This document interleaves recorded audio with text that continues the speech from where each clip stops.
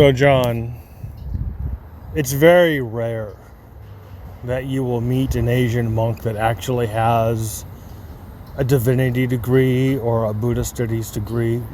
It's very, very rare. Most of the Asian monks, they're semi-literate. I mean, they can probably read, but they don't. It's like most Americans now. Yes, they can read, but they don't. A lot of times they're pushed into the monkhood by their parents because it's prestigious for the Asian families to have a child that's a monk or a priest.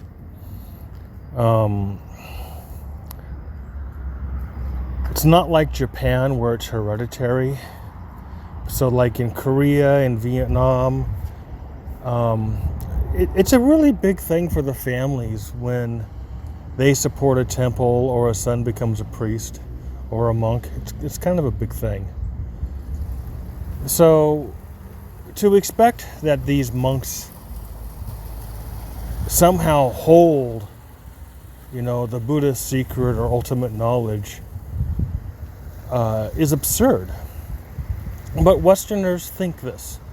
Westerners think that when they go to a Western temple that they're stepping into an episode of Kung Fu, and that Master Po is going to walk around the corner and, "Oh, young grasshopper, come here, I show you something special, something secret."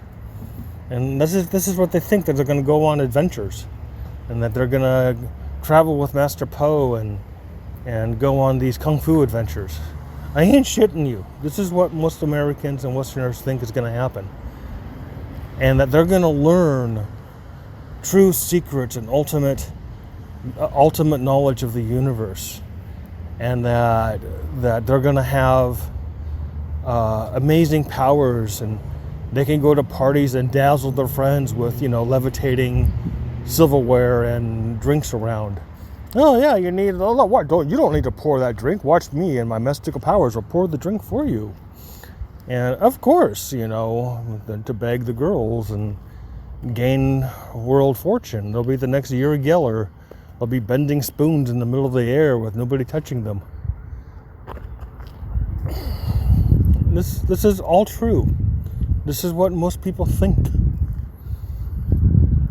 Because they never entered the path with true intent.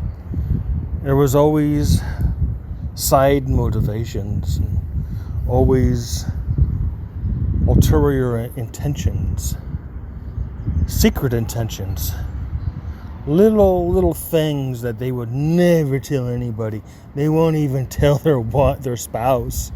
No, they won't even tell the priest in the most utter confidence of why they're truly there, because they want power. They want mystical powers because they want to change the world, that they want to be God. They want to have the powers to fix shit that they see has gone wrong. Narcissism? Oh yeah. Psychopathy? In bucket loads. The Asians that have been around long enough in the scene know this. They avoid Westerners like the plague because we are a plague. It's like, oh God, here comes another Westerner. Oh shit, here we go again. The Tibetans hate Westerners. They despise us. They view us as unruly, petulant children. Guaranteed. You really ask these Asian monks what they really think of Westerners, and they're gonna tell you that they think that we're a fucking curse.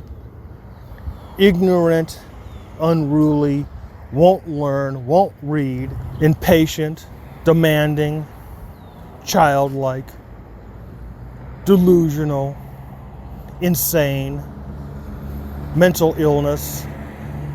That's what they'll say about us. They're not wrong. But that's all because Westerners enter the path of Buddha with wrong intention. And when, people can be like this for years with wrong intention, holding the deep dark secret inside, and they pray that nobody figures it out. They pray that nobody outs them, because they would rather die right there in the spot, die, than have that little secret intention be revealed. But you can't walk the path holding those secret intentions. You have to give them up. Most people aren't going to do that. I have met Buddhists, 20, 30 years living in the Zen centers, and they get posted at different Zen centers, smaller Zen centers here and there, and they shave their head and wear the robes, but they still have the impure motivations. They still hold the secret little selfish reasons why they are on the path. And they'll say the official party line garbage of the Zen Center. They'll say what they have to say because that's what the Zen Center teaches. But deep down inside, they've become resentful that none of what they were desiring for has happened. They didn't gain powers. They didn't gain this ability to look at a hot girl and draw her right to the bed. And they didn't gain the powers to reshape reality. So they become spiteful. And and wait till you meet that. Wait until you meet that. That'll blow your mind. So, impure intention is really the problem, and it's the biggest barrier. It's the 10,000 mile high wall, the impenetrable wall that the majority of Western Buddhists cannot get around. So this is lesson number 1, Yang Grasapa, is what is your deepest, darkest intention? Why are you doing this? Why would you want to do this? Just go off and have babies and children and wives and drink and do everything else, and why would you want to even do the Buddhist path? What's the intention? Most Zen teachers won't ask that question because they're scared themselves, because they have impure intentions, because they want to be the Roshi. They want to have power.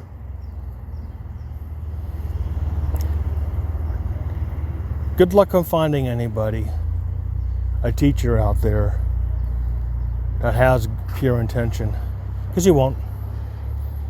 Like I said, I've been 35 years doing Buddhism. I think I found like 2 or 3. And they don't go to Zen centers because it's all narcissists and psychopaths. And,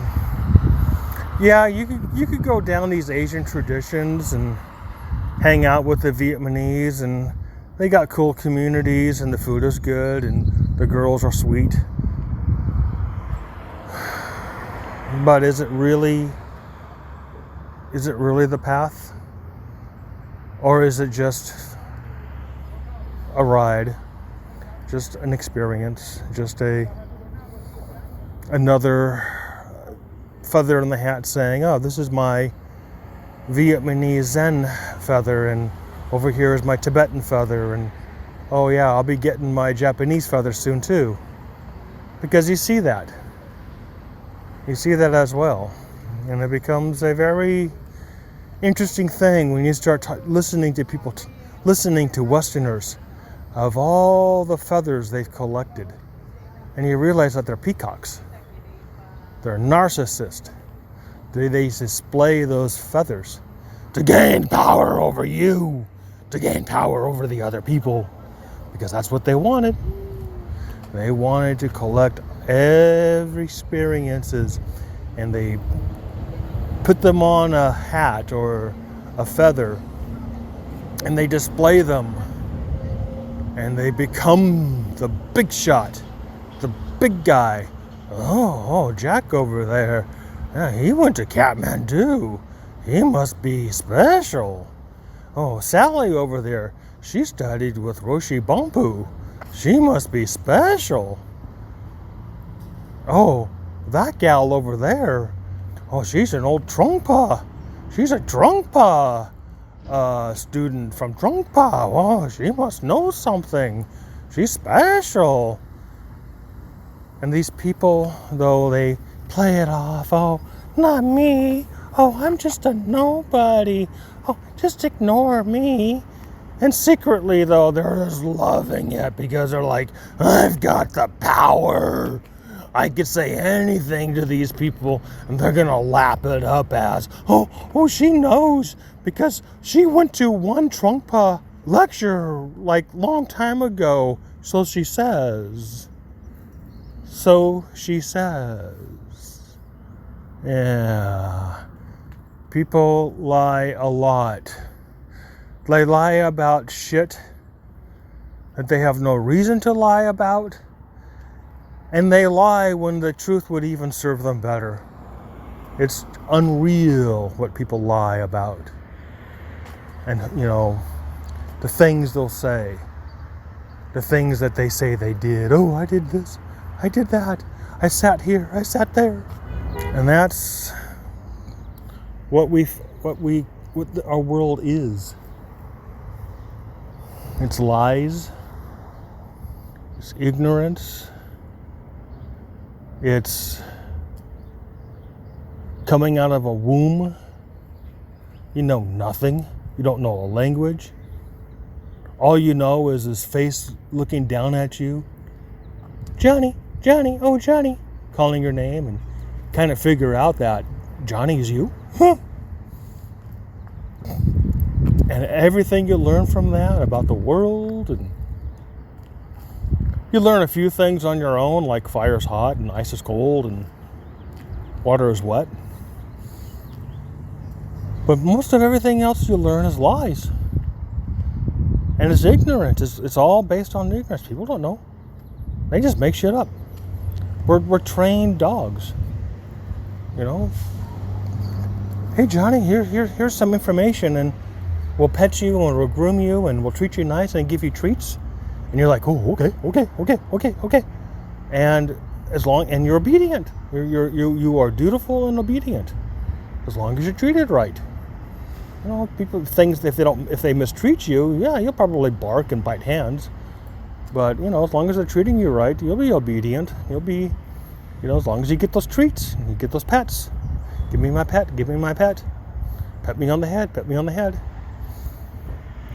So that's how people are. We're like dogs, just a bit more sophisticated, a bit more temperamental, a bit more, can be ornery at times. But, give us our treats, give us our pets.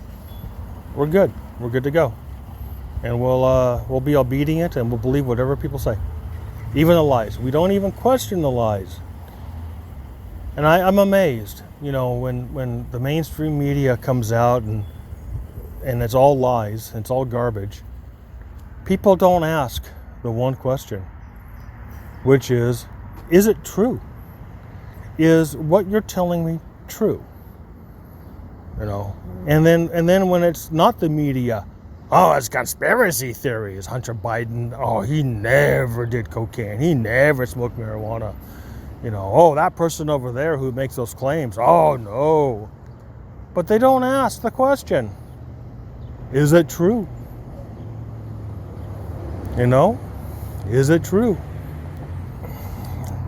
Nobody wants to really know the truth because it's hard. That's work. It also might interfere and upset their own little worldviews. Nobody wants to hear that the earth is round because we were all taught it is flat. Don't go out there, John. You might fall off the earth. Don't go too far, John. You might get hurt. Stay within our fenced in areas, John. Stay within the pasture. Moo, moo, ba, ba.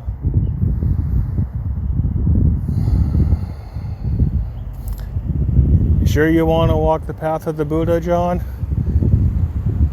A lot of people think they do, but when they realize what it really is about, they're not so sure anymore.